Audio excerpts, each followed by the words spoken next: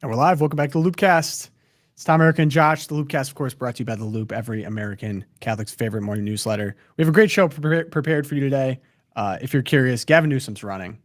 And there's a couple things that he has done very running recently. From responsibility, running from self accountability. The Catholic governor of the largest state in the union is definitely gearing up for a run. And so we have a couple of those statements we're going to get into today. And I'm actually just curious to run some of them by Josh for the smell test because he is so reliable in that regard.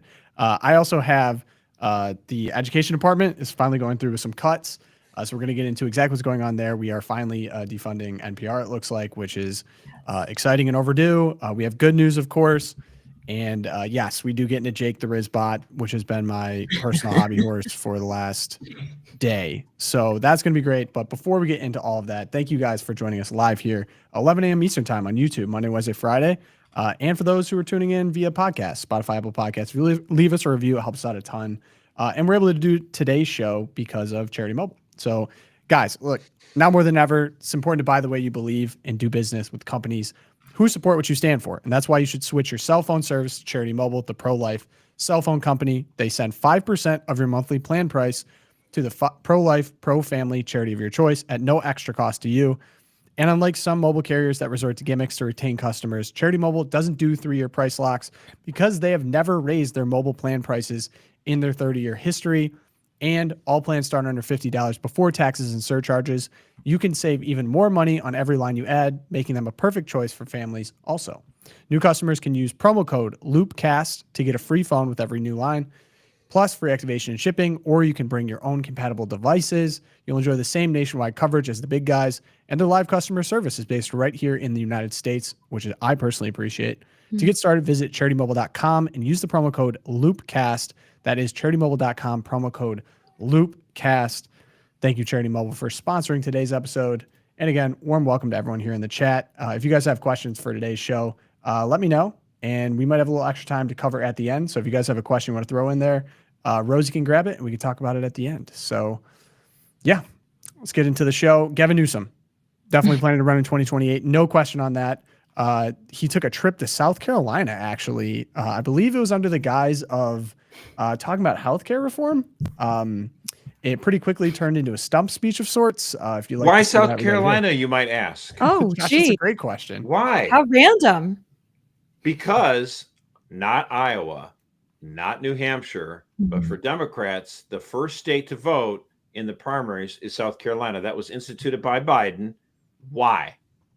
Because the claim was Iowa and New Hampshire are just too white. And South Carolina has a major black population, especially in the Democratic Party, right? And so that's why it's the first state. So if you're running for president in 2028, where are you going to go to campaign? More than New Hampshire, more than Iowa. You're going to South Carolina. Well, Josh, that's probably an accident because he wanted to talk about healthcare reform. Yeah. Yeah, I mean, he's obviously, why didn't he do it in North Dakota? Why did he do it in California, the state that he's the governor of? Interesting. Let's get into it. Here he comes. Expansion of rights. But what we've seen in the last number of months, frankly, the last couple of years, we've seen this rights regression. These are folks that quite literally, with respect, want to turn back the clock to a pre-1960s world.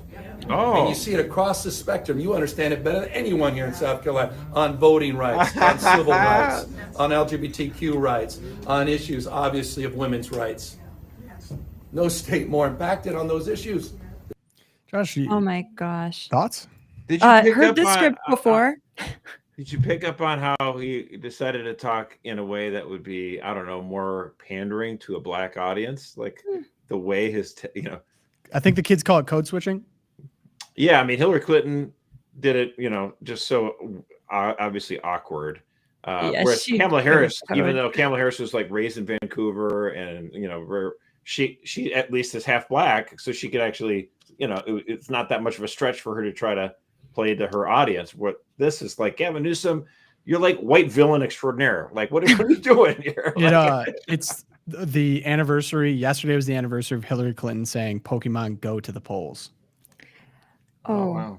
one of my favorite memes of all time. But anyway, it sounds like it didn't really hit with you guys. It was a very impactful event for me personally. Maybe think about voting. So yes, we get that clip, the grandstanding. So I will say there's just kind of, we talked about it a little bit yesterday in regards to how he's handling ice, but there's kind of been a wholesale shift in tone, and he seems to be already kind of moderating to the middle.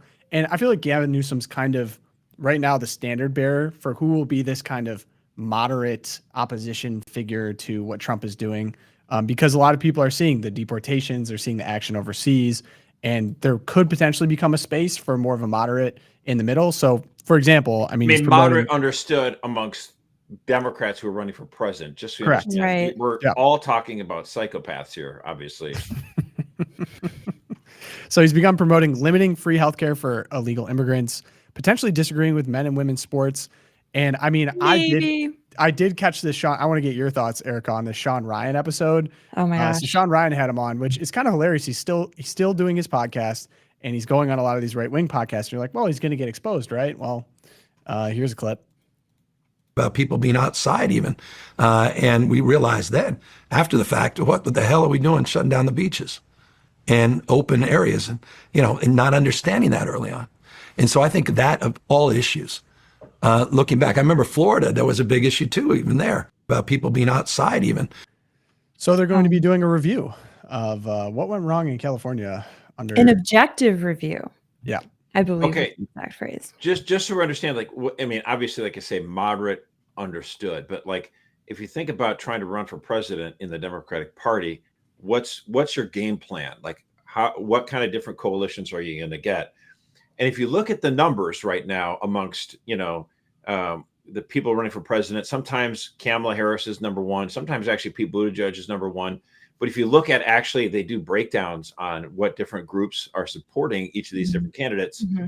And Pete Buttigieg, you got he's like at 40% amongst white liberals, right? Right. Amongst blacks, goose egg. 0. So I mean, Pete Buttigieg walks into South Carolina and it's like getting massacred. You know what I'm saying? Like, no, like Southern blacks are not going to go for like a super, urban gay guy. I just don't think they will. I mean, I might be proven wrong, but so Gavin Newsom's thinking to himself, how can I, white villain guy, actually do well? It's going to be, he's going to try to make himself like the Biden heir apparent to the black voters in South Carolina. So he's going to appeal to the blacks and then try to pick off, small segments of other people. Mm-hmm. That's my guess. Erica, actually, this was the clip I specifically wanted your thoughts on. He's given more thought to the child trans issue. What about for your values? I mean, is 8 years old too young? Yeah, I mean, look, I now that I have a 9-year-old, just became 9. Come on, man, I get it. So those are legit. Get what? It's interesting, just the issue of age. I haven't. It's interesting. As someone that's been so focused on equality, broadly LGBT rights, particularly gay marriage. Mm-hmm. The trans issue for me is also novel. It's over the last few years. I'm trying to understand as much as anyone else. Whole pronoun thing. Okay. Trying to understand all of that. Well, that was like the hell. I mean, all that stuff. I get it. All this stuff started to collapse on us. I joked with Charlie about Latinx. Oh my gosh. Yeah. You got to admit, he's a master of saying absolutely nothing and speaking. He is. He's trying to. Wait. I want to hear Erica. Hear Erica. Yeah, this is, people are like, oh, maybe he's moderating here. No, he's not. He's just not answering the question at all remotely. He's just like, well, I can't, what I can't do is I say, because I mean, talk about like the Southern black community rejecting the trans thing. Yeah. So if he's like, I'm going to court that vote, I'm going to get ahead of Pete Buttigieg on that one. I'm going to get that demographic. Well, I have to at least like sound like maybe I'm thinking about it. So he keeps repeating, well, I'm thinking about it. Gosh, this hit me like a ton of bricks. I'm like, yeah, it hit us all like a ton of bricks 7 years ago, if you were paying attention. Oh, wait, when did Jenner come out? Oh, 2 weeks after Obergefell. This isn't new, Gavin. It is all about getting the votes, and he is shameless. He didn't answer a single question there. He didn't moderate anything. He's just Wait, but he dancing gets it. around. No, he gets it. Ah, I get it. I get it. I He gets get it. it because I have a 9-year-old. I'm like, yeah, okay. There's no moderating going on here at all. This I have a is 9-year-old too, and I'm not going to bring her to California. Okay, so It's crazy. again, I'm trying to put myself in the shoes of an ambitious politician here. Clearly, Gavin has plenty of that. This is a line I'm seeing him run with, and a lot I mean, of he's Democrats run with. Clintonian in terms of like absolutely, it's not just that he's immoral. It's like he's amoral. Like he just like literally just whatever it takes to win. He would. Yeah, he's a good politician. I mean, the joke is that kill your own mother. Well, he has done that. So like, what else would he? Do you want to quick on that? What you're talking about? yeah, expound on that one. He helped his mother commit suicide. Yeah. Like we talk about it in our cap report. The guy is just horrible on everything, but of course it's compassion. Oh, this guy is he is like every 80s movie villain. Like is this white guy with slick back hair, like he's either a politician or a businessman. Like he's the guy who just doesn't care anything about you. All he wants is your vote. Here's the new attack line, and I'm curious if you guys know more about this than me, but just take a listen. Separates our game from the game played elsewhere is innovation, entrepreneurialism, more patents, more engineers, more researchers, more Nobel laureates in my state than any other damn state, more Fortune 500 companies in my state than any other state. Look that up, because I know people are rolling their eyes and saying, no, it's Texas. You're wrong. It's true. I looked it up. And we're, by the way, a donor state. We provided $83.1 billion more than we received from the federal government. Okay. Texas took $71.1 billion. Now hold on a second here. We got to pause that. Okay, so first of all, he got in a spat with DeSantis over what was DeSantis said our Florida was rated the #1 economy for of the states for the 3rd year in a row by CNBC, which is a liberal business network. Okay, and Gavin Newsom was like, no, our economy is larger. We didn't say what was the largest economy, you idiot. Obviously, California is larger in size. You've got like 50% more people, dumbass. No, the question is, what is the best economy to actually operate a business in? And then this thing where you just said right now, I was just going to use it as my Twilight Zone, but I might as well use it now since you brought it up. This whole idea of this just drives me batty. Yes. When this talking point, okay? So his point is the federal government sucks up a ton of money in taxes from wealthy people in California and blue-collar people too. And the amount of money that California receives is less than that. So they are considered a donor state. They're giving more to the federal government than they're getting back. Yeah, well, most are. But there's a lot of these red states like Oklahoma and Louisiana that are paying some money to the government, but they're getting a lot more money back. By the way, how would you think that Democrats like Gavin Newsom would think about this? You would think, hey, this is exactly what they want. They want a government that helps poor people, right? Well, let's look at Jasmine Crockett. Oh, that was a great line. I got it. If you go to at the bottom there under, this is that was such a great about it now. line, yeah. Jasmine Crockett is she's not an idiot. She just plays one on TV. States on life, but they are like blue states are constantly putting red states on life support. Yet we got these little red states that ain't contributing nothing, but they are definitely taking up a lot of money. It is interesting because the governor in California, I don't know if you caught this, but Governor Newsom was talking about just holding on to his dollars because California is what they call a donor state, meaning that they actually contribute more than they take from the federal government. And then you can go down south to states like Louisiana who are broke. And so they need California to pay in. So it is so interesting that For the audio, this is not Love Island. This is Congress. I honestly, I didn't even watch this. I just saw the text on it. This is how we're talking in Congress now? This is how now, we're by the talking. way, there's so many thick layers of irony here, okay? Because, of course, you would think Democrats the purpose of the federal government is to tax money from the rich people and give it to the poor people. So the idea of taxing rich liberals in Los Angeles and giving that money to poor people on Medicaid in Louisiana, you'd think they would love that. Sounds like Bernie Sanders. But then if we as Republicans, let's say in different states are like, you know what, maybe the federal government's power is too big. Let's try to solve problems on the state level and we want to cut these programs and return them to the states. Then they're like, no, you can't do that. They want power in the federal government. So here's the interesting thing about this, though. These little red states ain't contributing nothing. Look, Jasmine Crockett, your district, you are representing a blue district in a very red state of Texas. You're the district that's not contributing that much. You're the moochers. And by the way, this whole moocher talk is just not that good. This is the Democratic mirror argument of Mitt Romney's 47% moocher thing. It's not. Americans detest the argument because it inevitably says, you're trying to divide us between people who receive money and people who don't receive money. Right. Wait, go deeper into It's a toxic the Romney argument. What was the Romney 47%? Yeah, Mitt Romney, when he ran for president in 2012, gave this talk to a bunch of rich donors, and some guy who was busting the tables recorded the speech. And this is when Mitt Romney said, we've got like 47% of the population that are moochers, and they're just mooching off the government. And it played well with the audience. I don't even think Mitt Romney believed it in his heart of hearts, because I don't think he's that much of a jackwagon. But it was just like his way, because he was a liberal Republican. He had to try to convince these donors that I'm with you. And I just think it really is not helpful. Are there people that are getting way too much money from the government that are mooching? Yes. I'm not disputing this. The question is this an argument that the American people like? No, most Americans are detested by the argument. They're also detested by Jasmine Crockett's argument. And she tried twice to run for a higher seat in the House caucus or whatever. And twice her conference rebuked her because they don't want her. But Democratic voters like her because, in fact, there was a poll out right now which of these Democrats should run for the Senate seat in Texas. And Jasmine Crockett was way at the top of the list. And my friend who used to work for Mitch McConnell said, "Oh, no, don't run. That would be terrible if you were the Senate nominee in Texas.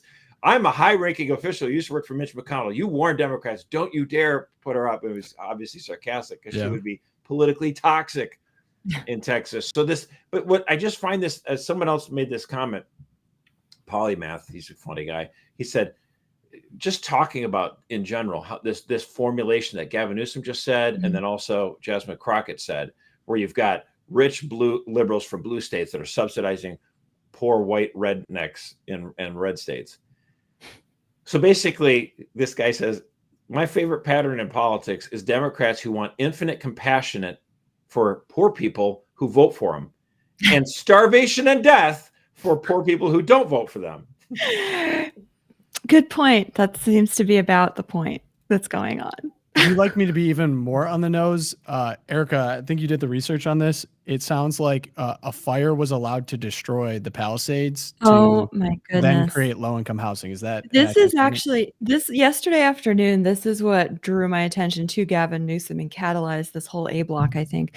But yeah, so P.T. Keenan was reporting on this. She, of course, lived in the Palisades. I think it was either her or like her aunt or something. But anyway, her whole family's there. And as you might remember, about a year ago, it started all burning down in LA. LA was burning down. So a year later, we get these announcements. So Governor Newsom, he has approved funding to support low-income housing development in communities affected by the wildfires in the greater Los Angeles region. There has been very little rebuilding so far because of California's crazy regulations, because of the fees, because by design, they have not been able to rebuild. You can look at drone footage of what it still looks like there. It's third world country. It looks like Damascus, Syria. I mean, come on, guys.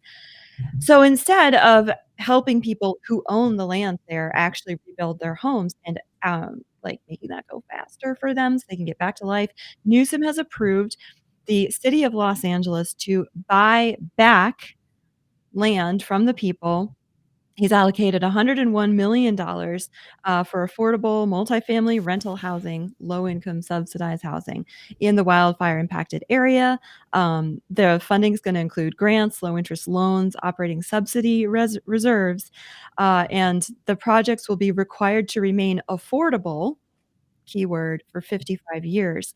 At the same time, we have a similar bill going through the Senate in the California legislature that would allow property taxes to let LA County buy fire-destroyed lots for low-income housing.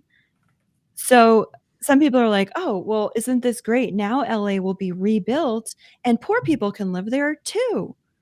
The problem being that government subsidized low-income housing never works.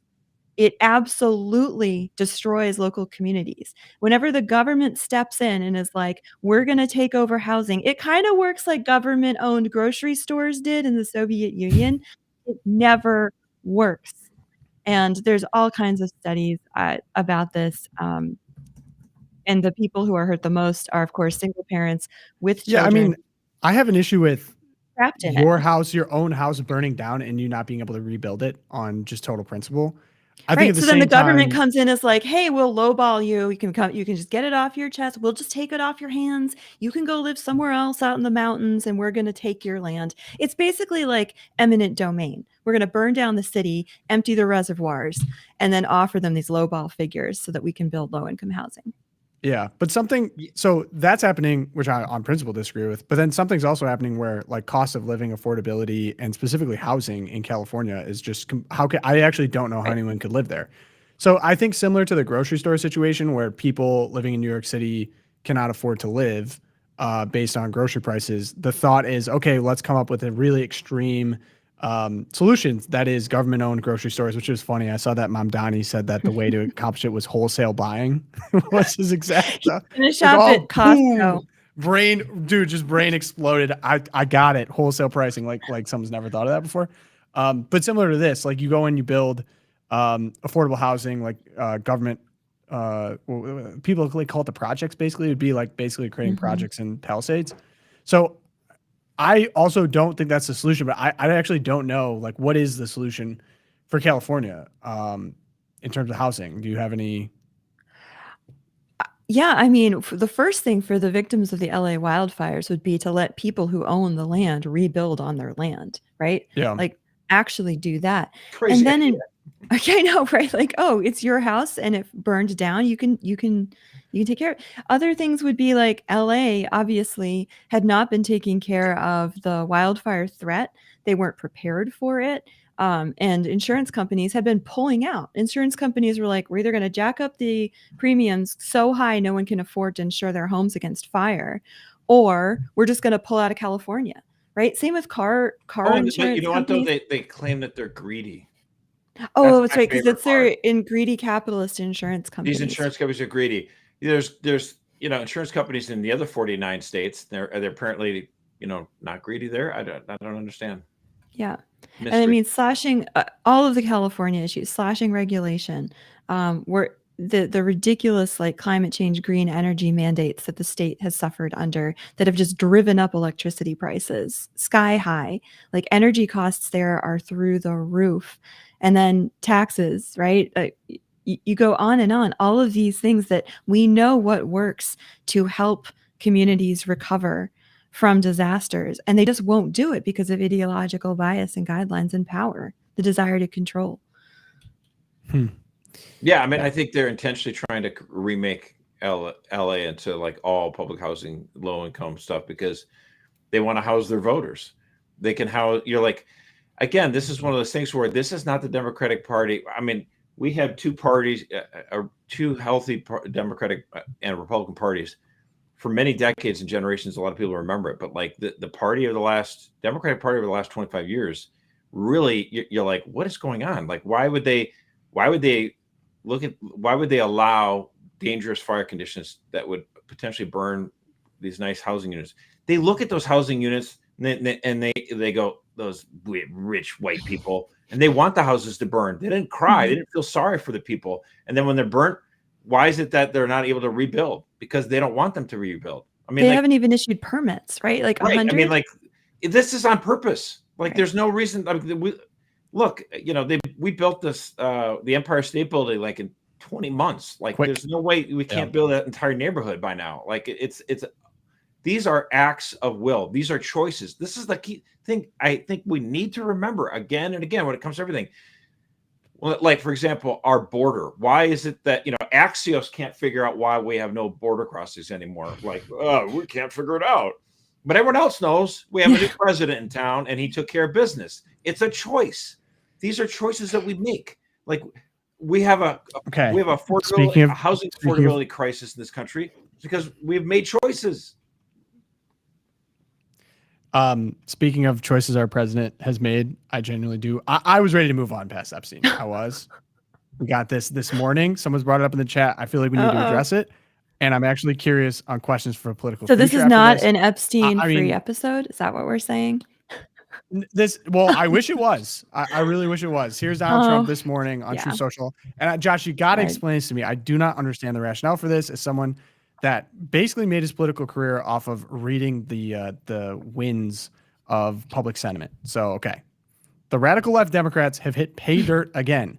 Just like with the fake and fully discredited Steele dossier, the lying 51 intelligence agents, the laptop from hell, which the Dems swore had come from Russia. No, it came from Hunter Biden's bathroom. And even the Russia scam. So I should be having Erica. Yeah, do the exactly. Trump I'm a little impersonation for this. My disappointed. bad. That's But okay. I Go got for to it. grind through this. Totally fake and made up story used in order to hide crooked Hillary's big loss in the 2016 presidential election. These scams and hoaxes are all that Democrats are good at. It's all they have. They are no good at governing, no good at policy, and no good at picking winning candidates.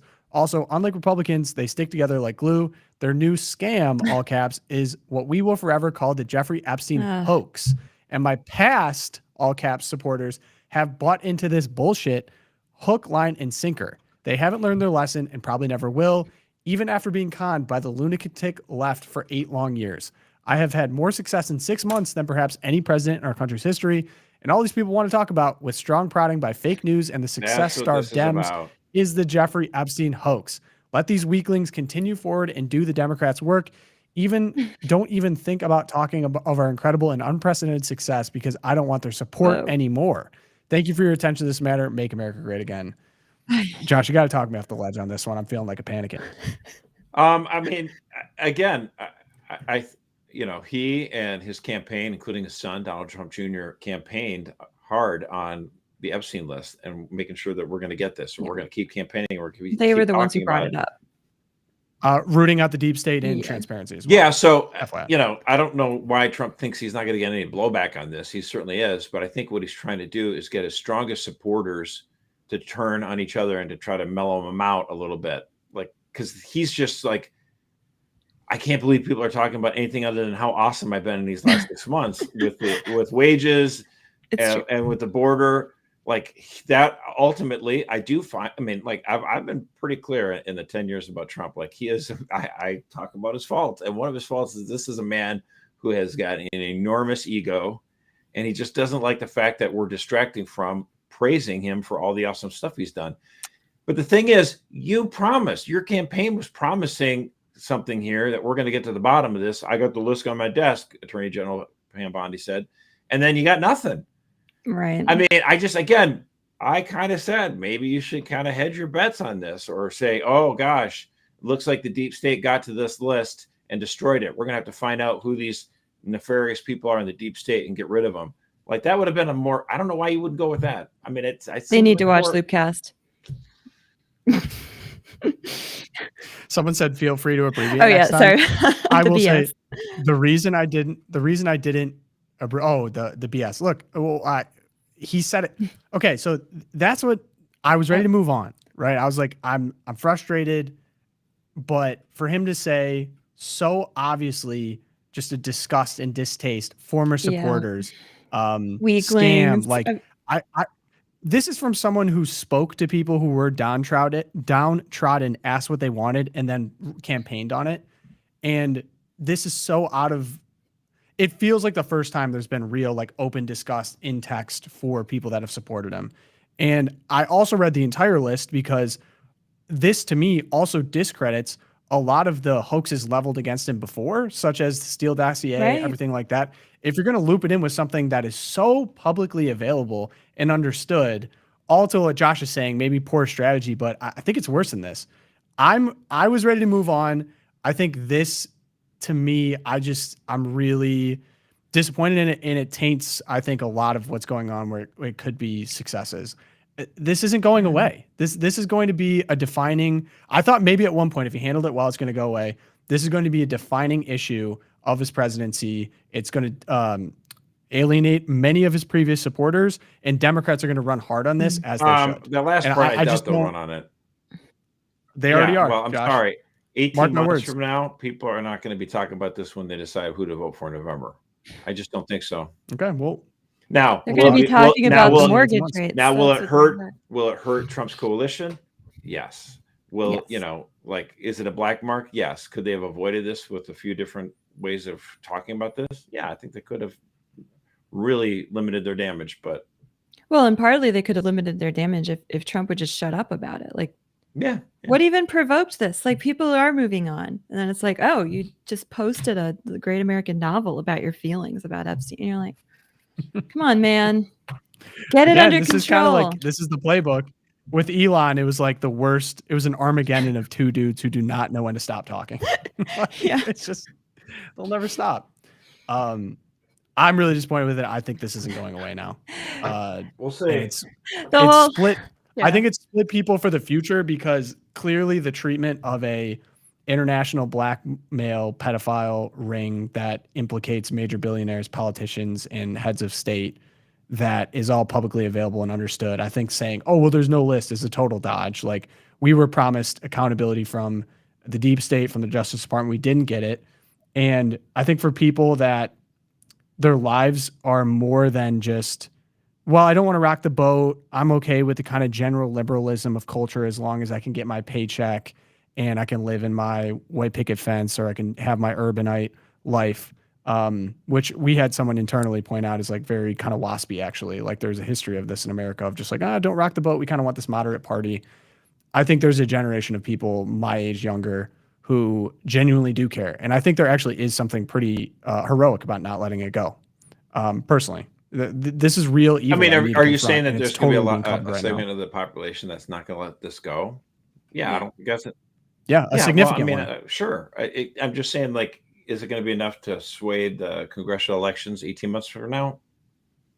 I doubt it. I don't know about congressional, but you're going to now need to take a stance on this. Maybe. Guess what? See, I just thought that broke this morning. I thought we'd talk about it. But yes, people looking forward to good news, as am I, Erica. You All right. are Well, up it's first. summer and everyone thinks about ice cream during the summer. And I know I do. And the good news is that Secretary Kennedy over at the, what is he at? Health. Oh my gosh, my brain. I'm like so Department of Health and Human distracted. Services. Bobby Kennedy? Thank you. Thank you. HHS? HHS Yeah. Secretary Kennedy. He announced another Maha win this week. 40 companies that represent 90% of the ice cream volume sold in the United States have pledged to eliminate artificial food dyes from their products. So yes, strawberry ice cream will be back on the menu. I am very excited. 2 of my 7 children love strawberry ice cream. And I have to admit that ever since Robert F. Kennedy Jr. brought to my attention that most strawberry ice cream contains the evil red dye, I haven't been purchasing it quite as happily or often. And now, look, it's going to be back on the menu. I'm pretty pumped. So I'll take it as a W. RFK. I like strawberry ice cream. I mean, and this is an issue that should bring everyone together. This is a bipartisan issue, as they like to say in the swamp. Everyone wants their ice cream to just not have chemicals in it, except for the natural cow chemicals, natural to cow's milk, and a lot of sugar. So yay. Yeah. Okay, awesome. Josh, what do you got? Well, I just think it's kind of cool. I mean, I don't know how well this legislation is going to do. Probably won't pass, but Republicans in Congress today are going to introduce a bill to revoke the federal charter for the National Education Association, that teachers union that's dedicated to protecting teachers union employees and not really giving a crap about students. Now, when I say stuff like this, I get some people saying, I work in public schools and I love kids and we work hard. Look. Yes, great. Sure, good, great.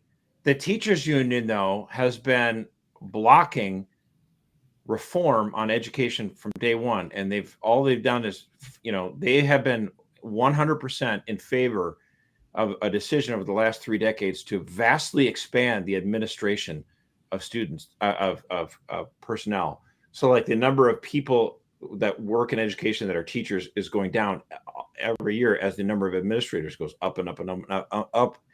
And the NEA doesn't care because it's more members.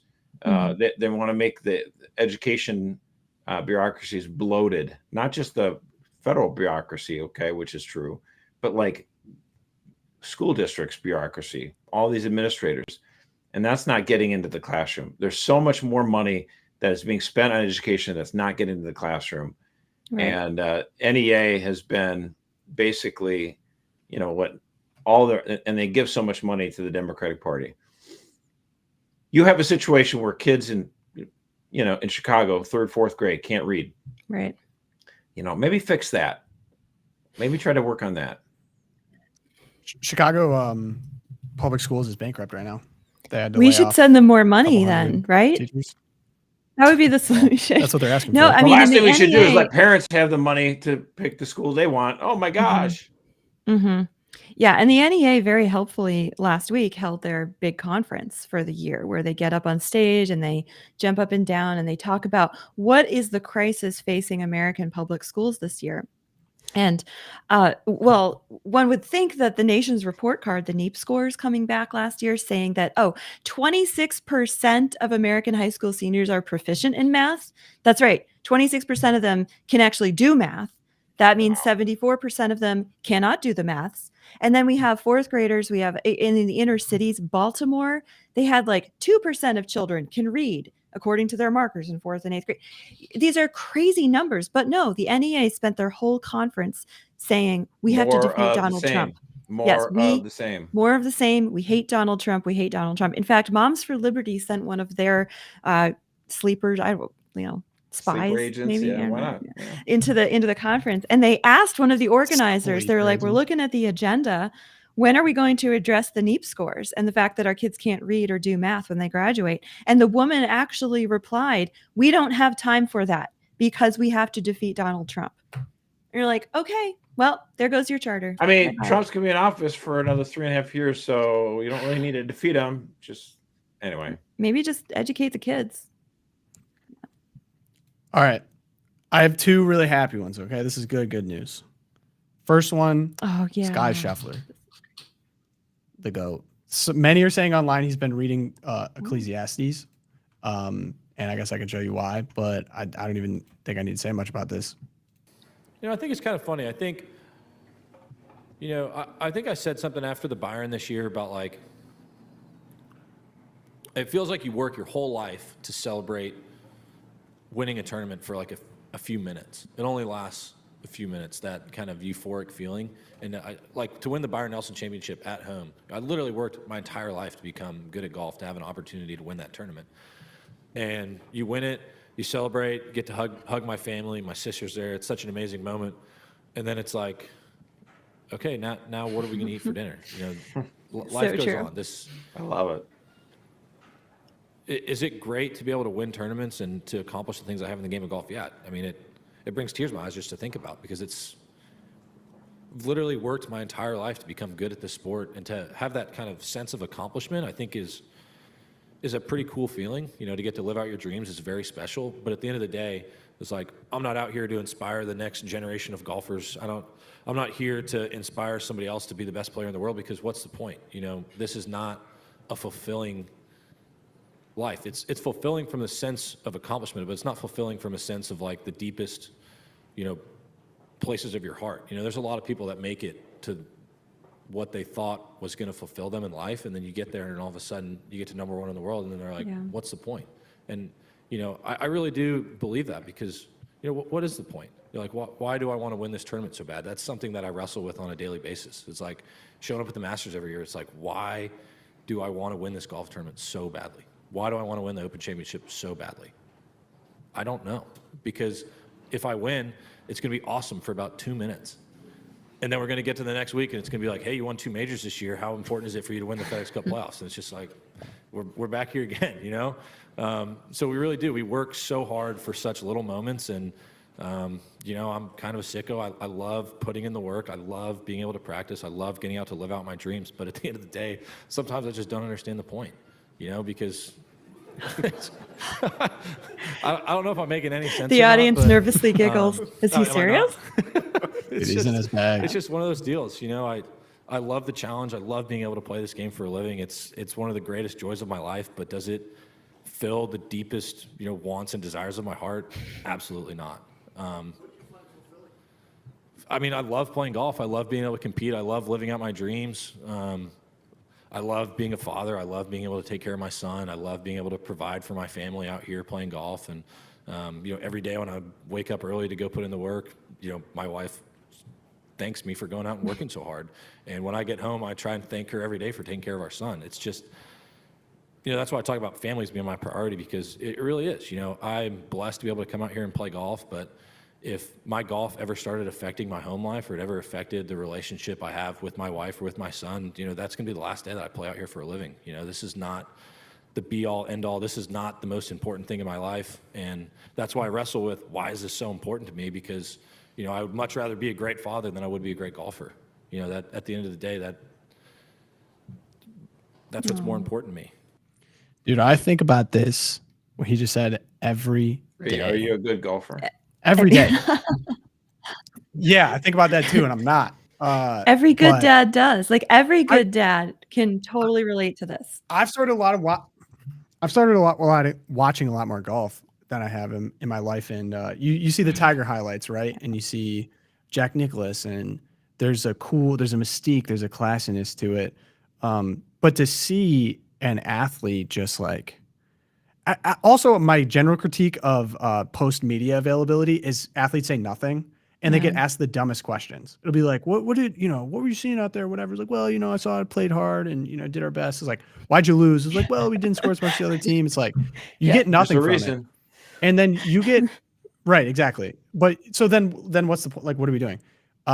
You get that moment of honesty from genuinely probably the best player in the world, top of his craft, should be beating his chest, talking about how he wants to be the greatest. What's his legacy? Like Mike Tyson had that funny clip. I think we showed on here. The seventh grader. Like legacy means nothing. We're all going to die and move on. Mike Tyson. And everyone's like, oh my gosh, Mike Tyson said that.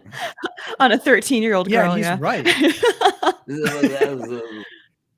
He's right. And I'm like, to think that, I don't even know if he sat down and thought about it before. Maybe it's just that moment of authenticity. The message he's delivering to people who, like, whether you're the best golfer in the world or you dig ditches, like, truly the most valuable currency to me is I go away to work and my kid is just like, I'm the biggest celebrity when I get home. Like he threw his little golf club when I came home yesterday, and it was like, seriously celebrating the biggest win of all time. And my wife thanks me for putting food on the table. And like, I think of how humbling it is that she's at home right now with my two kids. And it is what it's all about. And I was like, to hear the world number one say it, and then to think about it myself more, and just to even get emotional myself. It's like, what a beautiful moment and witness to the world. And I thought, no better good news. I'm sorry, the tears are not done yet and I'm taking more time than I usually do. We need good news. No, so we Josh, need good you talked news. We're about kind of bumming here. Let's do it. Okay, we need good news today. We need good news. I mean, this is good news, but it's also very sad. So we talked about Xavier Randolph. Really, I hope you guys have been praying for him, pray for the repose of his soul. So I actually I didn't have the time to say it when Josh was talking about it. He tragically lost his life in a swimming accident in Lake Michigan, and a beautiful Catholic family. Peter Randolph was the valedictorian of my class at Ave Maria University. And let's just say there's no surprise as who that was going to be. Peter was pretty clearly one of the smartest kids at the school, had a bright future ahead of him. And he's actually now a transitional deacon, which is awesome. I kind of didn't know. I figured he'd probably become a priest, but I didn't know. And he gave a homily Sunday after losing his brother. And so it's now available. Clips of it are available. And I thought I'd show part of it because I have a lot of respect for Peter, and I've just been thinking about his family. But here it is. We are loved.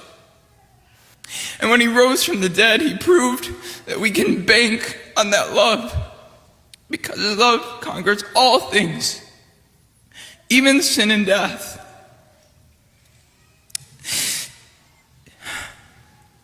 In his death and in his resurrection, Jesus uttered the definitive word: you are lovable and you are loved.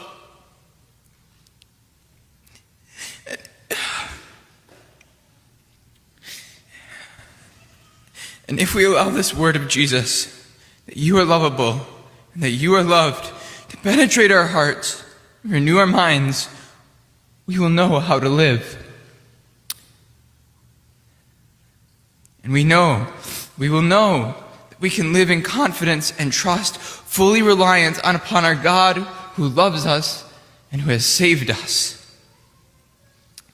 And this knowledge that we are known and loved, that Xavier is known and loved, allows us to enter into this awful situation with hope because we know that God is with us and that God is for us. And yet, as we all know, allowing the reality of Jesus' love for us to penetrate the depths of our hearts is incredibly difficult. And whether we're wrestling with past wounds, all too present weaknesses, or tragic events like this, sometimes we wonder, God, do you really love me? Are you really there for me? And am I loved? And it's precisely in that honesty, in that honest questioning, that God meets us. And the Father will always meet us in that point of pain, precisely because he loves us. He always wants to assure us that we are loved, but I believe that there's a special grace on this time for us to meet him there. From the time that we heard the awful news of Xavier's death, our family has been convinced that God the Father wants to use this for his glory and to bring all of us here, and even those who aren't here, who don't know him, to deeper conversion and closeness to himself.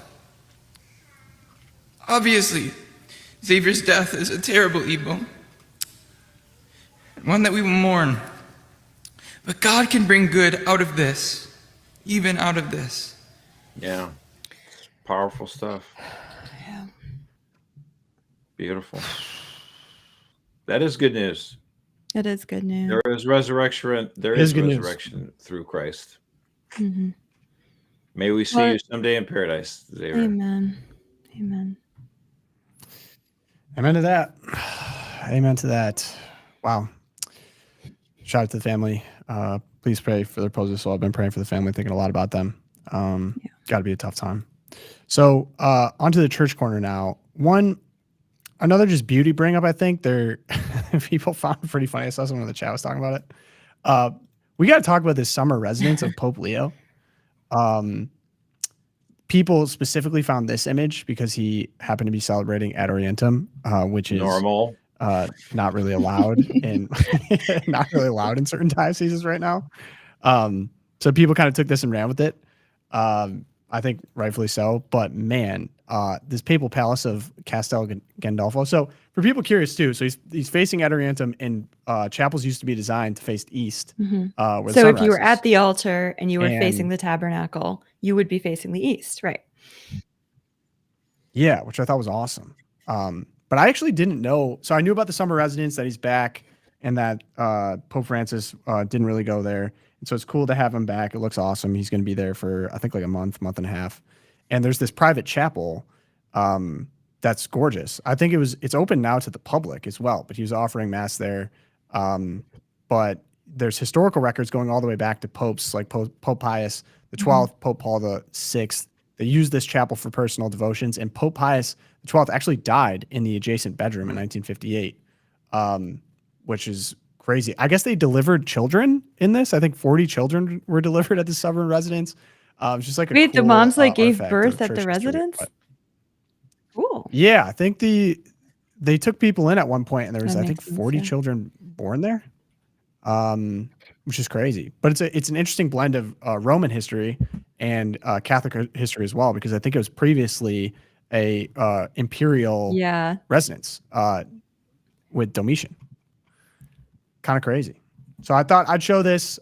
Yes, the points have been made about Ad Orientem, which I think are good ones, and I think we should open up that reverent form of worship to the rest of the global church. But man, I just going through the history is cool. And then I have another kind of cool just history real before we quick, get into just- Twilight it's Zone. worth saying. I mean, Yeah. you mentioned Pope Pius XII. I mean, he offered refuge to thousands of Jews there at Castel Gandolfo during the persecution of the Nazis. Yeah.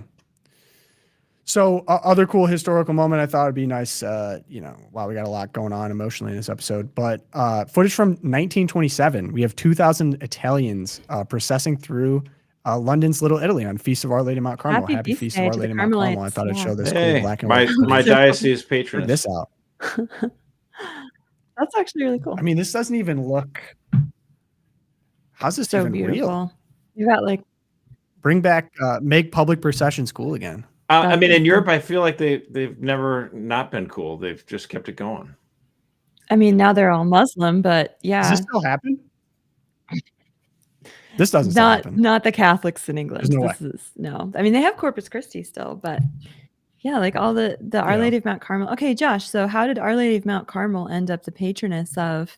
What's your diocese? The Diocese of Gaylord. I think it was because the diocese was formed on this date in 1972. I think that's the reason Oh, why. cool. But I don't remember. I don't recall. But Love the I love Carmelites. black and white Love the footage. Carmelite saints. I wanted to be the next Saint Edith Stein when I was in college, but God had other plans. Ended up having 7 children instead. And now I make YouTube videos. And now about I'm making AI. YouTube videos about AI and demons. It's a different ministry. Yeah. That video is awesome, by the way. It's Go pretty check it out. fun. I Hey, still we can't have get another enough one of it. dropping tomorrow. It's going to be great. I am Yes. talking Oh. about feminists debating the sexual revolution, and Oh, wow. we got a little catty on the feminist on the feminist panel, but great material. We got to get you on a panel, Erica. How do we get me on a panel? I don't know. Anyone in the chat? You have any panels coming up? I do love a good panel. hopefully that won't give me nightmares like your AI one did. No, I'm kidding. I know I'm this. kidding. I think The AI one was this is more like great. fun. It was really good. I Oh, thanks. highly recommend people watch it. Great 'cause- team. Shout out to Simon as always. Simon, the goat. Wow. The goat. Simon the goat. does good with editing, but you've got something good to edit, so you do great. So I love the humility there, but you're bringing a lot to this. That's Great team. Only feels moderately comfortable complimenting in general, but if they do come, they come to Erica. Something to aspire to. So What's your name? Twilight Zone now. Who's that guy? Exactly.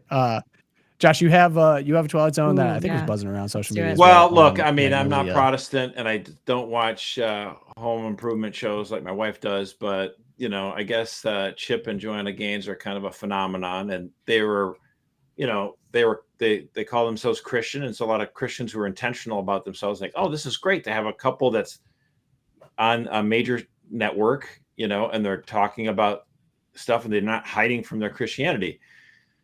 Well, it looks like now they're starting this new show called Back to the Frontier, and it features 3 families, including a same-sex couple who purchased 2 children and have severely severed that child's connection to their biological mother, of course. So this couple stated that their goal in joining the show was to normalize same-sex couples and same-sex families. Like, okay, so this sounds like a massive problem. And again, when Christians bring this up, like Franklin Graham, the Protestant minister, he brought this up and he said this, I hope this isn't true, So how does Chip Gaines respond? Talk, ask questions, listen, maybe even learn. Too much to ask of modern American Christian culture. Judge first, understand later, never. It's a sad Sunday when non-believers have never been confronted with hate or vitriol until they're introduced to a modern American Christian. Well, this is lovely. His response is, Yeah. You're judging, you're being rash, you're not listening, you're not asking questions, you're judgmental, you're full of hate and vitriol. Maybe we just don't think children should be torn from their mothers and give to gay couples. No, this is a problem, and we're not going to pretend like it's not a problem. So, again, this is just I just find it horrible. Katie Faust, though, she said, Love you, Katie. Can you revere Christ as Lord, which is what Chip and Joanna Gaines claim they do, while normalizing a household where children will never be able to obey the 5th commandment because 2 men bought their genetic mother, rented their genetic mother, and are starving them of daily maternal love? Yeah. That's the question. Yeah, and I love how it's Chip comes back. It was so predictable, and he's like, all of this hatred and vitriol, and you're like, it is not hatred to point out to someone that the religion that they have been espousing publicly and built their brand on all these years, that the Christian faith would say you should not manufacture children deliberately to be motherless. Like that is Right. very basic. It's not unliving to point that out to someone who has Totally. made this part of their public persona. So I it's mean, it'll be- okay to use that public persona to sell TV shows, but once. Yeah. Like it just feels similar to the whole like rainbow capitalism accusations, like places just being gay to get the bucks and then, not changing the logo in Saudi Arabia. And then also, the modern American Christian charge, like, isn't the whole point we should just be Christians? Yeah, I mean, I think Erica's got the good point though here. It's like they've built their brand on saying, hey, we're Christian and we're just involved in doing stuff. We like housing and remodels and stuff, and we're not afraid of being Christian. So then when they do something that's completely counter to the gospel, they're like, how dare you go against it? Right. Like, dude, you're the ones who've been selling this form of, using your Christianity for the last 15, 20 years. So maybe you're the problem. Sounds about right. Yeah. Josh, I also wanted to get this. I appreciate it. Do you have any thoughts on if this is going to be good advice? Here's the headline. I was one of Biden's border advisors. Here's how to fix our immigration system. Dated July 15th, 2025. Nice. My good friend Peter Hassan said, I was captain of the Titanic. Here's how to avoid icebergs. I saw another one.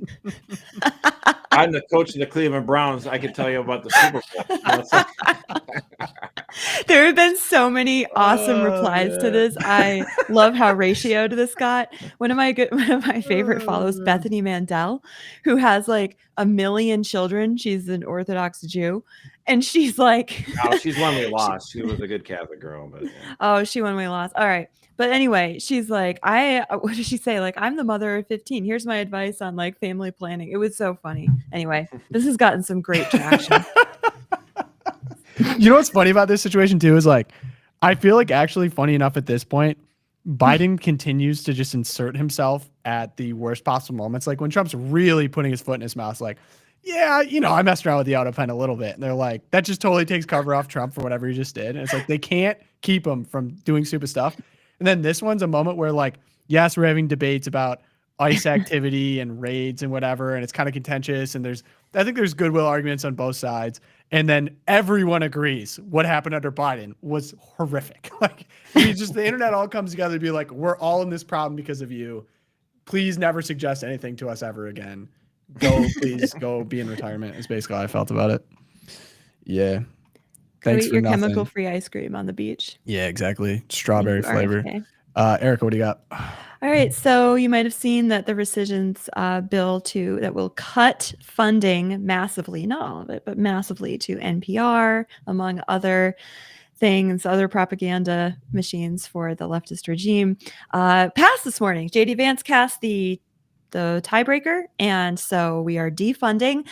Of course, leading up to this vote, there's a lot of angst going on the left. And so Dana Bash over at CNN was covering that's the a name story. I haven't heard in a while. I mean, just like roll the tape because you can't make this stuff up. Here to my rescissions bill, and in particular, defund the Corporation for Public Broadcasting, which is worse than. I'm not even going to read that. Worse than CNN. That votes to allow this monstrosity to continue broadcasting will not have my endorsement. I think one of the most interesting groups of people to watch in this are the rural Republicans in the Senate and the House. And rural on Republicans. all of these issues, because so many of them are affecting rural communities, and public schools are the center of small towns in America. And my understanding from Democrats who cover rural areas is they don't think that they can exactly win rural America, but they say they're being heard in a way that they have never been before, and maybe they can lose less badly. And so I just think of tariffs, USAID, and SNAP, which the agriculture community funds or sells their product to, these are all putting stress on rural communities. Dude, you're telling me that we can't get Erica on one of these panels? No, you have to keep going. You got to keep going. Rely on public broadcasting still. That too. And public education. Yeah. These communities rely on public broadcasting. Hey, you know what? You think these 5 women really got a grasp on rural Wisconsin? They look like they're trying really hard, but no, they don't have a grasp. They should all just come with me to, Tractor Supply Company and just hang out. Ask the customers what they think. I got to say though, maybe if NPR and PBS and all them didn't want their funding cut, maybe they shouldn't let Elmo go on a anti-Semitic rant. Dude, I heard Elmo became a Nazi over the weekend. I don't know what is going on. Elmo is now on trial at Nuremberg. Some of these headlines, I'm just like, what? Where am I right now? Like, It's crazy. Elmo became a Nazi. Grok is like sexting Grok is people a now. Nazi. Like, no, dude, I don't know. I don't It know. is where the to go. Twilight Zone, brother. That is, Here we are. we are in the Twilight Zone. This is a safe space. All right. So actually, speaking of, so shout out to Celine. She does social for us. I was just like, I'm so bummed out about this news cycle. I feel like a panikin. I don't want to talk about any of this stuff. I'm just mad. And she's like, well, have you heard about Jake the Rizzbot? And I was like, okay, hold on a second. So I took the time to dive into Jake the Rizzbot, and I'm here to report back to you. So there is slick talking, cowboy hat wearing robot dubbed Jake the Rizzbot, who spits Gen Z and Gen Alpha slang, leaving strangers gobsmacked. Now, here's a picture of our boy Jake. Someone had a hat on him in Austin. I mean, the video is actually kind of crazy. Like, he's fast. For those who are also looking for their own Jake the Rizzbot, you can buy them from this Chinese company called Unitree, and they will actually it's about 4 feet tall. It's a little over four feet tall. They're very fast. You can run around, and they can talk, and they learn via AI and studying the people around them. And I mean, very predictably, I don't even need to spend much time on this. LA got a hold of one of these and like immediately turned it gay. So they've been found in Austin. They've been in LA. You control it with a little controller. They're very fast. And I guess you can put on whatever flags you want, and LA made it gay. But I was looking into Unitree, and yes, they're a Chinese company, and you know, their website didn't exactly make me less concerned, especially understanding that how they operate is actually gathering data visually on Americans that they're selling it to. And like, there's no way this could get back to the Chinese, right? Yeah. What could go wrong? It turns out, you know, those robot dogs that they have in, that they had in Black Mirror, shout out Black Mirror. I loved early Black Mirror episodes. Yeah, there was a backdoor installed that allowed someone to surveil customers around the world. Shocker. And this Chinese company. And I also was like, well, I might want to go grab Jake the Rizzbot for myself with all of my extra savings. Maybe I'd go into debt for Jake or something. Yeah, forget the down payment. I mean, if you go to the website, it's pretty slick. You got all these things. And I was like, okay. The you know, without a head, the dog thing, that looks creepy. Yeah, the dog without They're all a very head creepy. freaks me out. So this is the G1. This is what I'm talking about. And I was like, okay, let's take a look into it to see if they like this calms me down at all. It didn't really calm me down, and I think we're going to be conquered in the like dumbest way possible. Like, we're all just gonna let it happen. The video on this was hysterical though, because they're like, no, this is just a cool robot. He dances. And then it has it wielding a staff in the video, and then the video cuts to all the like an army of staff wielding robots. Oh my gosh, like iRobot, Will Smith. Like, you can't make this up. They have one chopping. Wait a minute. Tom, what?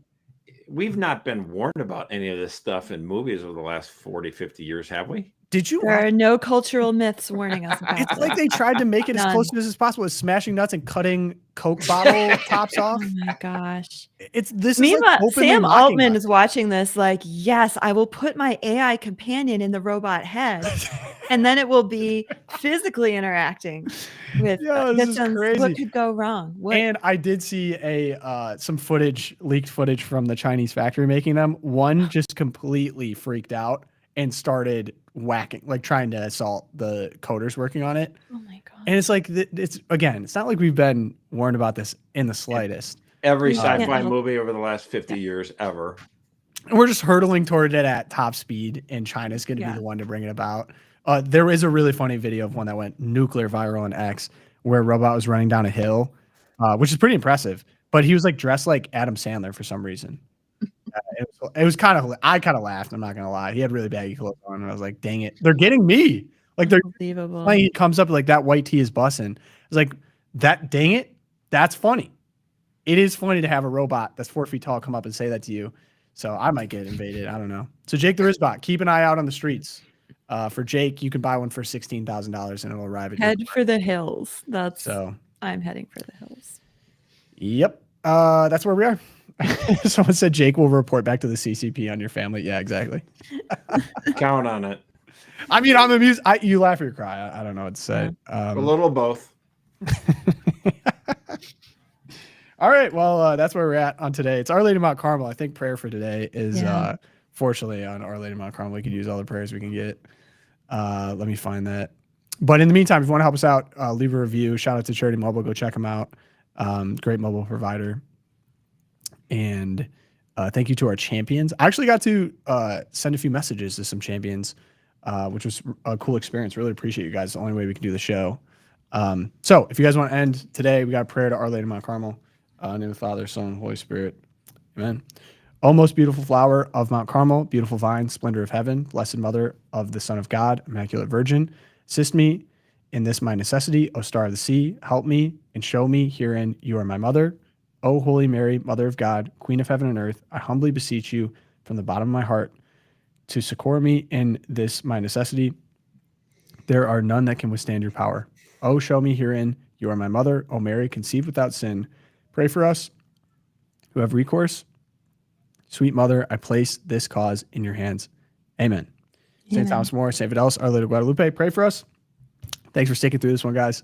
Brighter days to come, I promise. But yeah, we'll see you guys in the next one. Actually, no, Erica's going to have a deep dive for you Thursday, and then Friday, we're back with you guys live, 11 a.m. ET. See you guys then. Peace.